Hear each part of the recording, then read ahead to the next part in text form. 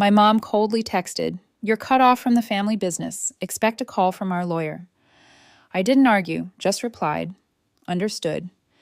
Then I quietly sold my 40% share. And 48 hours later, 72 missed calls, my brother begging me to undo it. Hey everyone, before we jump into today's video, I need your help. We've noticed the channel is losing some traction, and subscribing is one of the best ways you can support us. It's quick, free, and it helps us keep bringing you awesome content. Your support means the world. Let's keep this channel growing together. Thanks so much. Now let's start the video. My 28-year-old self was fired by my family from our construction business via text.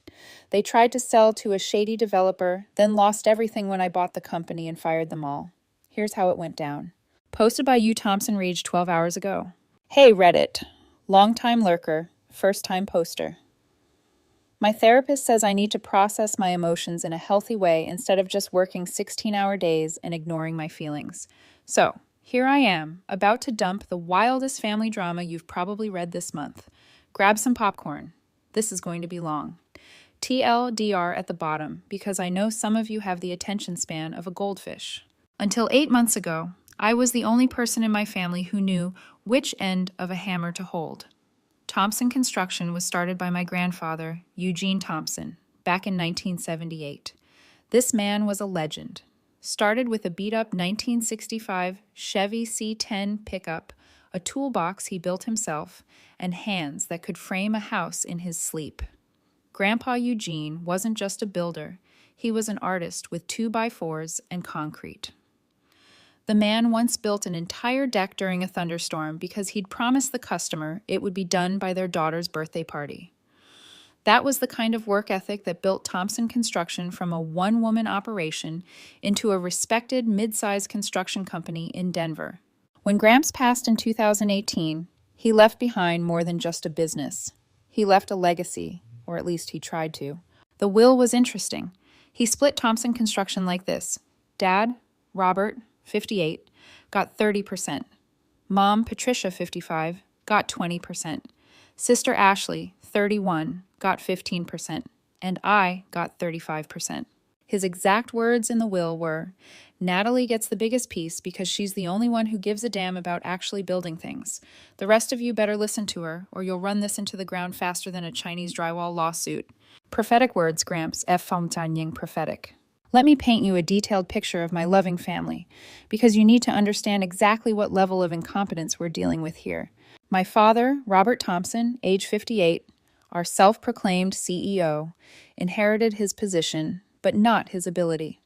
This man calls himself CEO, but couldn't identify a Phillips head screwdriver if you labeled it with giant letters.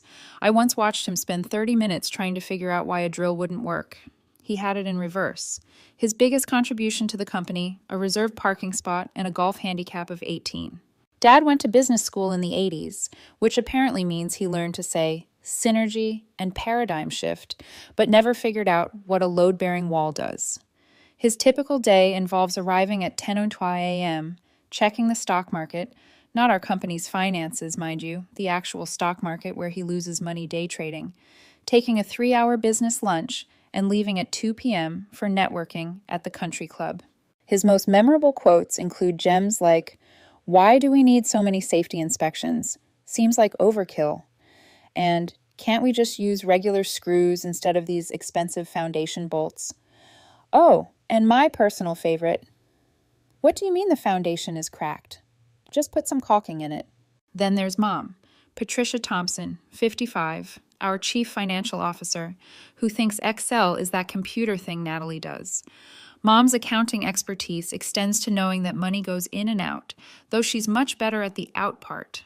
Her main contribution to Thompson Construction has been redecorating the office 7 times in 5 years and hosting business development lunches at restaurants where appetizers cost more than our workers' daily wages. Mom still tells people she was a model because she did one Sears catalog shoot in 1991. She has that photo framed in her office. Sorry, her executive suite. She once tried to write off a $3,000 Hermes bag as a site inspection kit. When I asked what she needed to inspect with a designer purse, she said, "My image, Natalie." Image is everything in business. Her financial wisdom includes such hits as, "Why don't we just print more invoices if we need money?" And "Depreciation sounds so negative. Can't we call it something else?" My favorite was when she said, "I don't understand why the bank keeps calling. We gave them checks." My sister, Ashley Thompson Davis, 31, our marketing director, deserves her own reality show. Her entire marketing strategy consists of posting selfies in clean hard hats with captions like, "CEO in training," "Your boss babe," "Shash, Cedar Construction Princess." She has 8,000 Instagram followers, which would be impressive if 4,000 weren't bots she bought from some sketchy website for $50. Ashley drives a white Range Rover with vanity plates reading, "BLR Babe. I espones. You not." She had it wrapped with our company logo, but in rose gold, because nothing says serious construction company like rose gold branding. Her idea of visiting a job site is driving by slowly with the windows up because all that dust is bad for my complexion. Her marketing achievements include a TikTok dance trend called the Hard Hat Hustle. 12 views. 8 were family. Business cards scented with Chanel No. 5. A company Instagram filter that adds sparkles to safety vests, and a failed YouTube series called Construction Couture, where she reviewed work boots based on how they looked with yoga pants. Then there's my brother-in-law, Derek Davis, 33, our operations manager, who married into his position, literally. This tactical genius once suggested we save money by mixing concrete with less water to make it stretch further. When I explained that's not how concrete works, he asked if we could add flour instead. Flour. In concrete. Before joining the family business, Derek sold cell phone cases at a mall kiosk. His entire construction knowledge comes from watching HGTV and playing Minecraft. He thought rebar was a type of protein bar until last year. His biggest operational improvement was suggesting we switch from yellow hard hats to blue ones because yellow is so aggressive. Derek's greatest hits include approving an order for 100 left-handed hammers. Those don't exist. Trying to negotiate wholesale pricing on dehydrated water, asking why we couldn't just 3D print houses instead of building them, and suggesting we pivot to virtual construction during COVID. And then there's me, Natalie Thompson, everything else.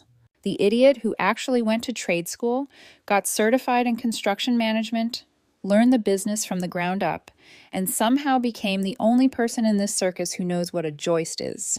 I started working summers with Grandpa at 14, became a full-time laborer at 16, got my contractor's license at 23, and by 25 was essentially running every actual construction-related aspect of the company while my family played dress-up.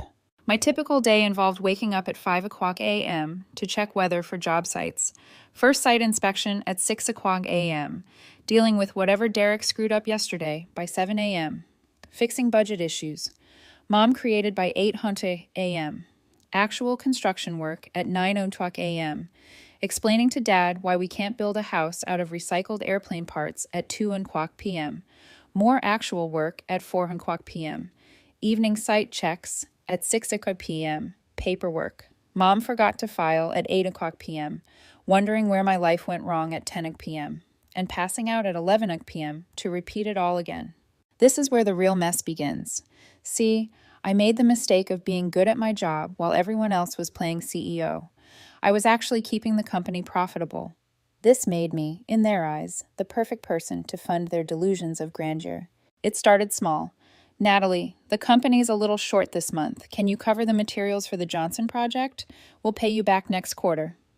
Spoiler alert, they never paid me back. Then it escalated. The requests got bigger, more frequent, and more ridiculous. But they always had the perfect manipulation tactics. It's for the good of the company. "We're family. We help each other." "Don't be so selfish." "Grandpa would want this." "You'll get it all back when we expand." Here's a comprehensive breakdown of crap I personally paid for because the company needs this. Mom's business expenses were legendary. Her monthly business wardrobe from Nordstrom ran $5,000 because appearance is everything in business.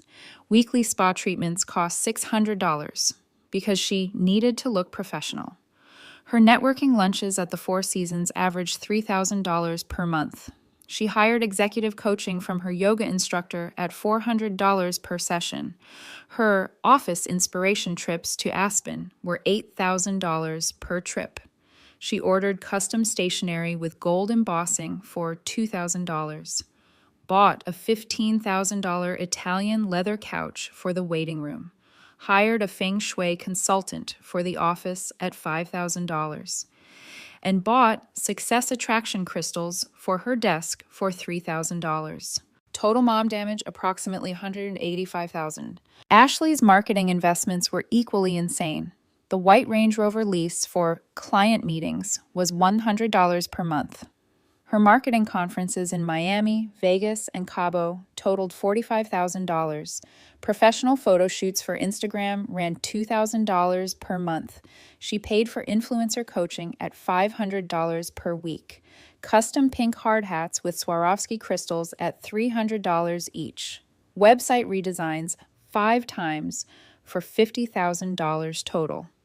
Logo redesigns 8 times for $20,000 total. Brand development spa retreats for $15,000. And social media management tools she never learned to use at $500 per month. Total Ashley damage approximately $165,000. Dad's networking necessities included a country club membership at $30,000 per year, golf lessons to close deals better at $200 per week, an executive parking spot rental downtown at $400 per month, business class upgrades for flights to conferences he slept through totaling $20,000, leather-bound business card holders at $500 each. He bought 20. Subscriptions to business magazines he never read at $2,000 per year, power lunches at steakhouses at $5,000 per month, and custom golf balls with the company logo for $5,000. Total dad damage, approximately $210,000. Derek's operational improvements were perhaps the most ridiculous. Golf lessons to bond with dad at $500 per week. An executive MBA from an online diploma mill for $20,000. A leadership retreat / Vegas bachelor party for $15,000. A standing desk he never stood at for $3,000. Productivity apps he couldn't figure out at $200 per month. Business coaching from a guy he met at the gym at $1,000 per month. A company truck he was afraid to drive for $45,000. And an office Segway for efficiency for $5,000. Total Derek damage, approximately $125,000. The company purchases were the cherry on top. We bought a company boat for $85,000, used twice, rented a yacht for team building for $10,000. Did office renovation number 1 with marble reception for $25,000. Office renovation number 2 with Zen garden meeting room for $35,000. Office renovation number 3 with Instagram-worthy break room for $40,000. Bought executive meditation pods at an $8,000 each. We got 4. A company jet ski for $15,000.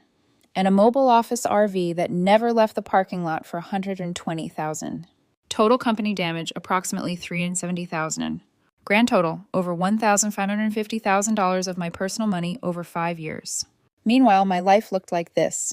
I drove a 2008 F-150 with 200,000 miles, lived in a studio apartment in the sketchy part of town, wore Walmart jeans and the same work boots for 3 years, survived on a ramen and PB12NJ diet, hadn't taken a vacation in 4 years, canceled my health insurance to save money, maxed out credit cards covering company expenses, had no retirement savings, and used a Netflix password I borrowed from a coworker.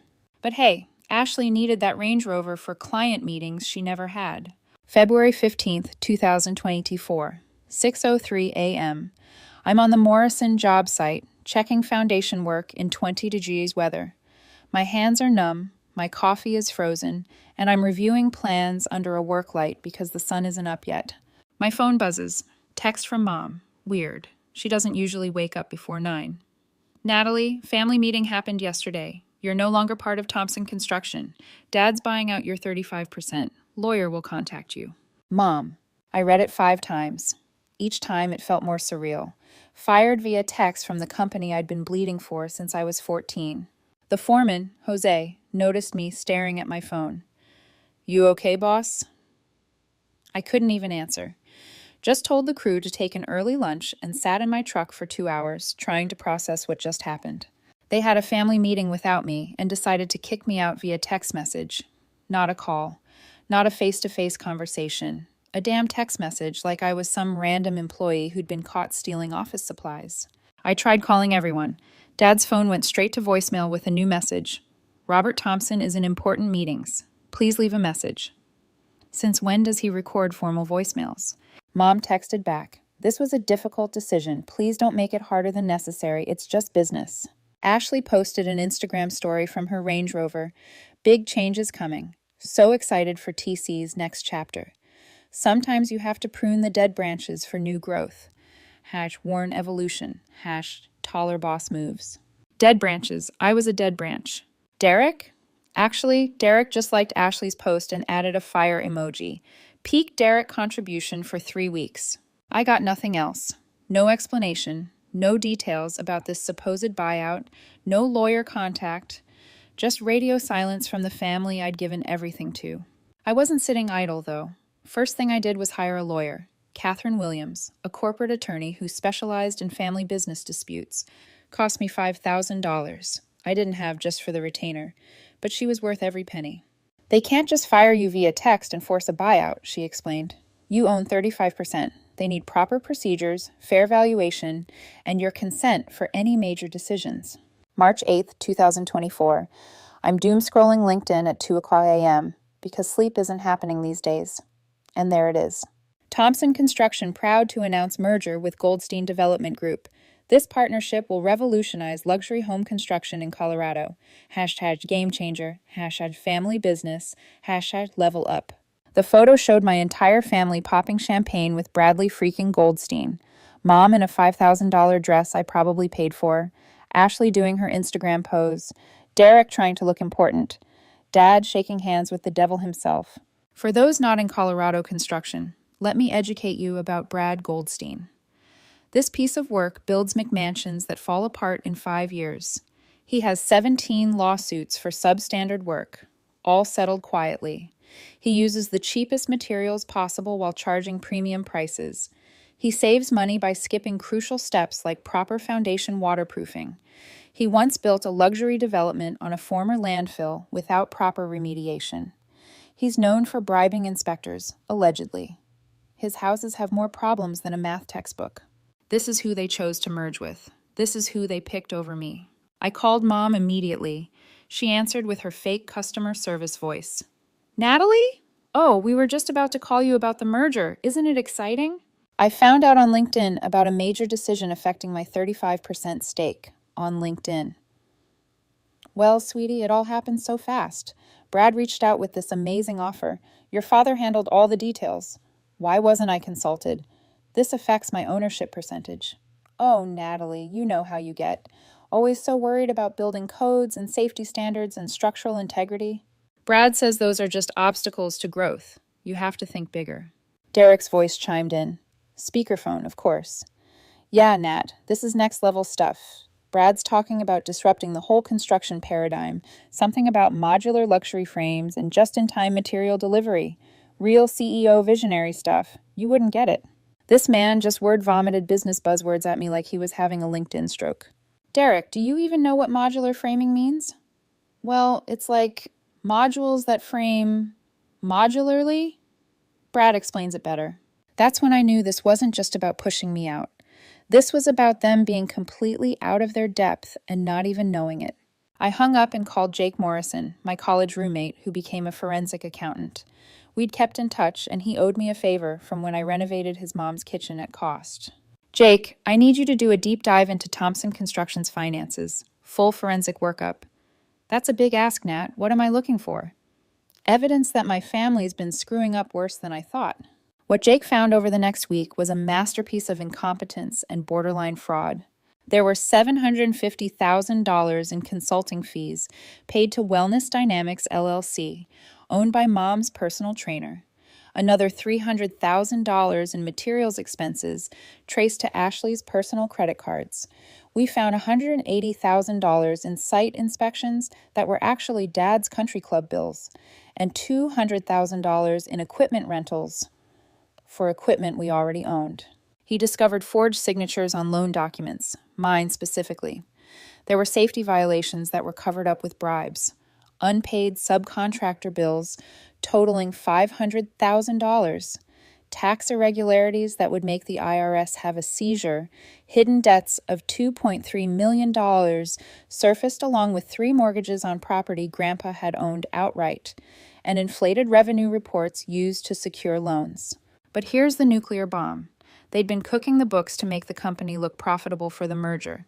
Goldstein thought he was buying a company with $5 million in annual revenue and $1 million in profits.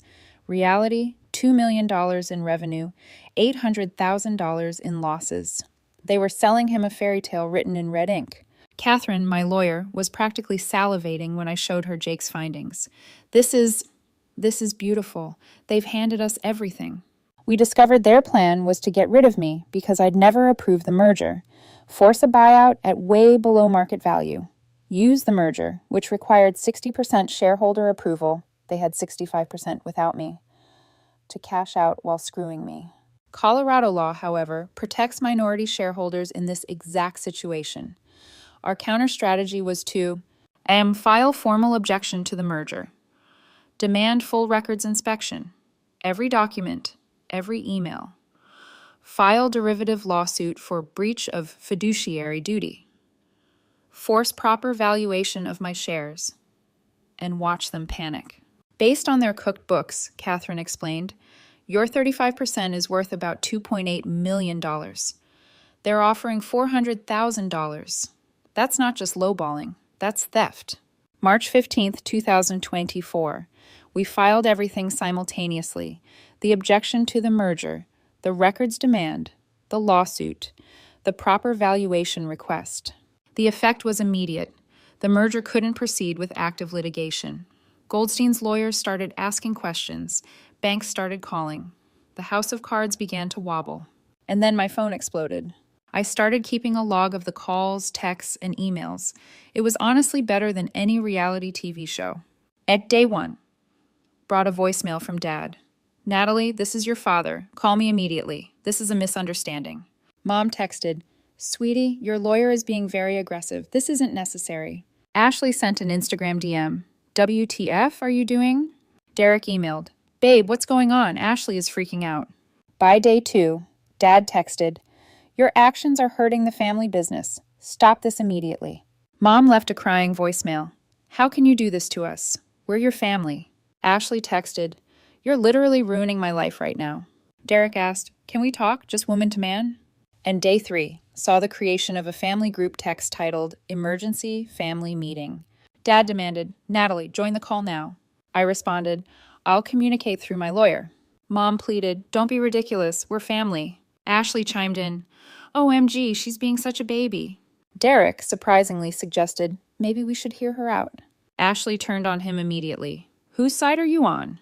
By day 5, Dad emailed, If you proceed with this lawsuit, you're out of the family. Mom left a voicemail. Your grandfather would be ashamed of you. Ashley posted a TikTok crying about toxic family members. It got deleted after 2 hours. Derek changed his LinkedIn status to looking for new opportunities. On day 7, it brought real panic.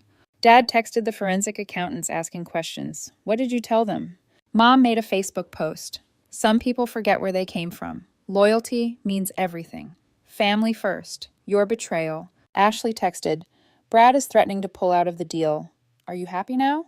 Derek left a midnight voicemail, sounding panicked. Natalie, please call me back. Ashley says she's going to divorce me if this deal falls through. I can't lose her, babe. By day 10, Dad emailed, We're prepared to increase your buyout to $600,000. Final offer. Mom texted, The stress is making me sick. I'm in the hospital. She wasn't. Ashley posted an Instagram story from inside her Range Rover, crying, with the caption, When family becomes your enemy. Derek finally admitted, I think we fucked up, babe. If Shape 12 brought the masterpiece.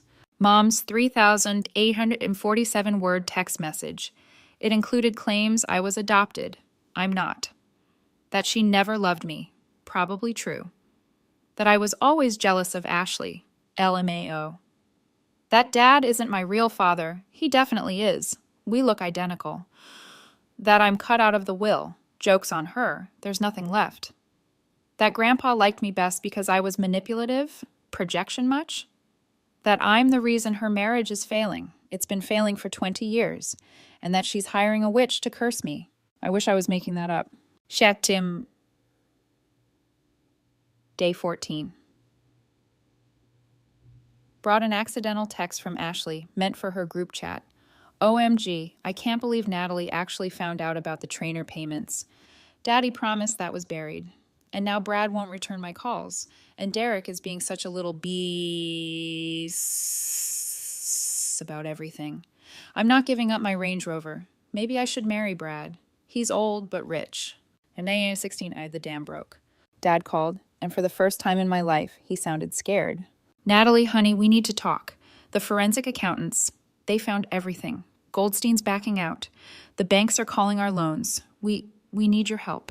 March 31st, 2024. I agreed to meet them at the office, the one with 3 renovations that looked like an Instagram fever dream. Walking in was surreal. The marble reception desk, the Zen garden meeting room, the meditation pods, all bought with money we didn't have, while I ate ramen and drove a beater truck. They looked like crap. I mean absolute crap. Mom's Botox couldn't hide the stress wrinkles. Her designer bag looked like it was carrying the weight of the world. Dad's golf tan had faded to a sickly gray, and his hands shook with a tremor I'd never seen before. Ashley was wearing, was that Target? A Target blouse? Her roots were showing, and her nails were chipped. The Instagram princess looked human for the first time in years. Derek looked like he'd aged a decade. His stupid, expensive haircut had grown out, and he had actual worry lines. The man who thought concrete could be stretched with flour finally looked like he understood consequences existed. Dad cleared his throat. Natalie, sweetheart, we made mistakes. We see that now. We're prepared to give you full control, 50% ownership. Just please drop the lawsuits. Help us fix this. The silence was deafening. Ashley actually started crying. Real tears, not her usual manipulation tears. Her mascara ran, and she didn't even try to fix it. Please, Nat, she sobbed. I know we treated you badly. I know I was a total beep. But we're family. I'll lose everything. My followers will find out I'm a fraud. The Range Rover, the house, everything. I can't go back to being regular. I can't work a normal job. What if I have to shop at Walmart? The fact that she thought shopping at Walmart was the worst thing that could happen to her said everything. Mom tried the guilt approach. Family helps family, Natalie. Blood is thicker than water. We made mistakes, but we're family. We can fix this together. I let them sweat, let the silence hang until it was unbearable. Then I reached into my briefcase and pulled out the contracts. Actually, I said, channeling every ounce of Grandpa Eugene's spirit, the full quote is, "The blood of the covenant is thicker than the water of the womb." It means the bonds you choose are stronger than the ones you're born into. Speaking of bonds, I laid the papers on the conference table, the one Mom spent $20,000 on because it was made from reclaimed mindfulness wood or some crap. I already bought out Goldstein's position. As of 9:00 a.m. this morning, I own 65% of Thompson Construction. The silence was beautiful, like that moment in a movie when the record scratches and everyone freezes. How? Derek whispered. How is that possible? Turns out when you're the only one who actually knows construction, has relationships with every subcontractor in the state, and can prove the current management committed fraud, banks are very willing to back you, especially when you show them a business plan that doesn't involve meditation pods and crystal healing for job sites. I stood up, gathering my papers. Oh, and you're all fired. Effective immediately. Security will escort you out. You have 15 minutes to collect your personal belongings. Mom gasped. You can't do this. We're your family. No, I said, heading for the door. Your former employees who committed fraud. My lawyer will be in touch about the criminal charges. The DA is very interested in those forged signatures and tax documents. Ashley wailed. Where will I work? Who will hire me? I don't have any real skills. I paused at the door, Thought about all the times she'd called me, just the money girl. All the Instagram posts mocking people with regular jobs. All the money she'd spent while I lived on ramen. I hear McDonald's is hiring. They'd love someone with your people skills. Although, you might want to lose the attitude about regular jobs. Also, they don't allow Instagram filters on the deep fryer. It's been 6 months now, and the justice is so sweet, I need insulin shots. Didn. After 2 months of unemployment, finally got a job as a junior estimator at Rodriguez Construction, our biggest competitor. He makes $18 an hour, less than our apprentices. He can't afford the country club anymore and golfs at the public course where he has to carry his own clubs. He posts LinkedIn articles about humble beginnings and second chances that nobody likes. Tanifim, Mom. Tried to become a social media influencer but failed spectacularly. She now sells doTERRA essential oils on Facebook and lives in a one-bedroom apartment in Aurora. She posts daily motivational quotes about rising from the ashes and new beginnings. Her downline consists of 3 people, all pity purchases from former friends. She applied to be a receptionist at my company, and I had HR send a very polite rejection letter. And lost the Range Rover. Repoed in the Target parking lot. The irony. Lost the house. Lost Derek. She now works as a receptionist at a dental office for $15 an hour. She still has Instagram, but pivoted to humble living and finding myself content. Her followers dropped from 8,000 to 2,000 when the bots expired. She posted a day in my life video that included taking the bus, and the comments were brutal. She tried to start an OnlyFans, but made $350 in 2 months. Down. Derek. Divorced Ashley immediately when he realized she was broke. He got a job at Enterprise Rent-A-Car. "We'll pick you up," is now his actual job description. He lives with his parents and tried to reconnect with me on LinkedIn. I ignored it. He posted about being a transportation solution specialist and got roasted in the comments by people who knew him before. As for me, I kept most of the good employees, fired the dead weight, and rebuilt Thompson Construction from the ground up. Turns out, when you actually pay people on time, don't waste money on crystal healings for job sites, and deliver quality work, success follows. I sold the meditation pods on Facebook Marketplace, Ashley commented. Turned the Zen Garden meeting room into an actual meeting room. Donated moms her $15,000 couch to a women's shelter. Gave Jose, the foreman, a partnership stake and a $50,000 bonus.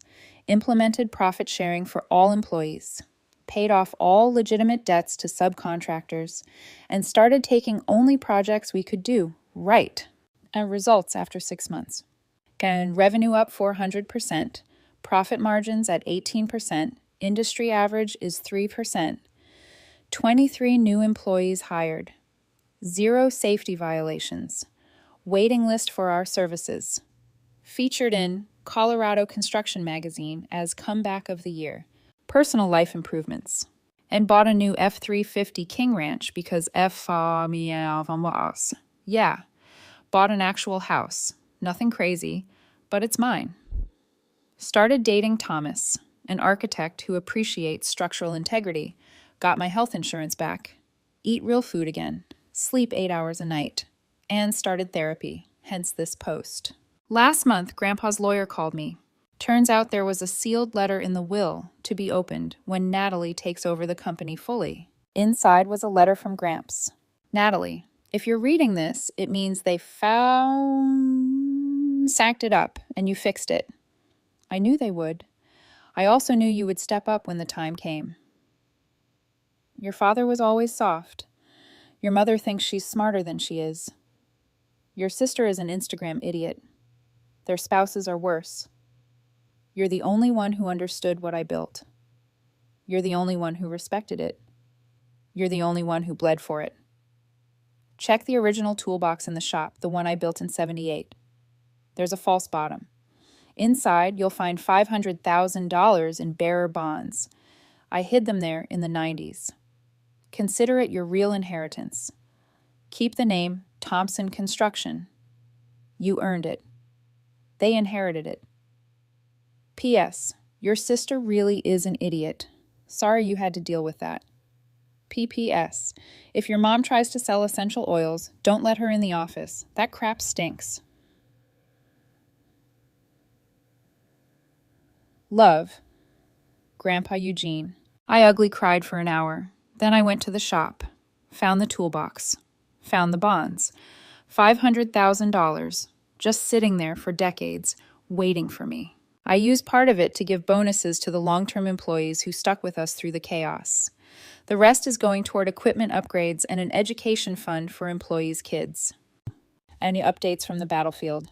Recent highlights from the last month include Mom trying to get hired as our receptionist. HR sent the nicest rejection letter ever written.